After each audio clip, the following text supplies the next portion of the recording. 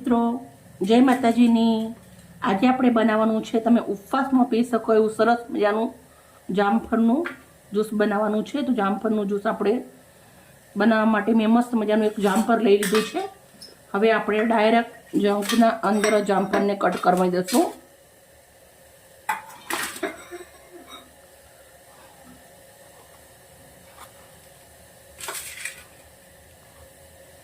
बहुत मस्त मजाનું एकदम मीठું मीठું જામફળ છે। એનો આપણો સરસ મજાનો જ્યુસ બનાવવાનો છે। જ્યુસમાં શું શું નાખવું છે એ પણ હું તમને બતાવું છું। આપણે જ્યુસ બનાવવા માટે નીચેનો જાર લીધો છે। જારના અંદર આવી રીતે કટ કરી દઉં છું। ઉપવાસ હોય એટલે કંઈક તો આપણે ખાવું પડે, એટલે આપણે આવી રીતના જ્યુસ બનાવીને પીઓ તો ચાલે। તમે ફરાળની વસ્તુ ના કરતા હોય એમના માટે આ જ્યુસ બહુ જ સરસ રહેશે, એકદમ ટેસ્ટી લાગશે અને પેટ ને આંખો માટે પણ જામફળ આમે સરસ ઠંડુ જ હોય છે।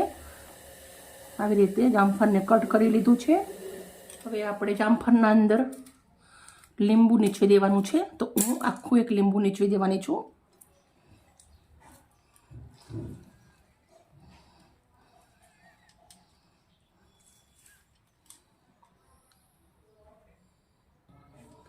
પછી થોડું ચપટી મીઠું નાખું છું ફરારી। પછી આપણે 2 ચમચી એટલી ખાંડ નાખવાની છે અને હું 1 ગ્લાસ ભરી અને ઠંડુ પાણી રેડું છું। તમે બરફ પણ નાખી શકો છો। હવે આપણે આને મસ્ત પીસી લેવાનું છે। એકદમ શાનદાર, બહુ જ સરસ મજાનો આપણો જ્યુસ બની અને રેડી થઈ ગયો છે।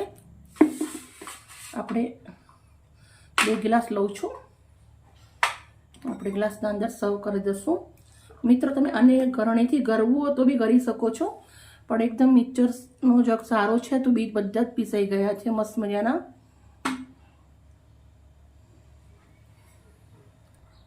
ફ્રેશ ફુંદીલો લાવી છું, એનાથી આપણે સજાવી દેશું।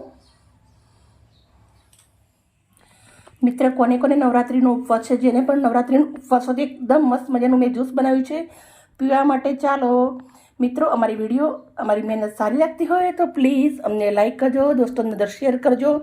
અને ઉપવાસ ના હોય તો બી તમારા પરિવાર માટે આ જ્યુસ જરૂરથી બનાવીને પીજો। એકદમ પેટને બહુ જ સરસ રાખશે તમારે અને આંખો પણ બહુ જ મસ્ત રહેશે આ જ્યુસથી। ઓકે મિત્રો, બાય, કાલે આવી નવી રેસીપી સાથે।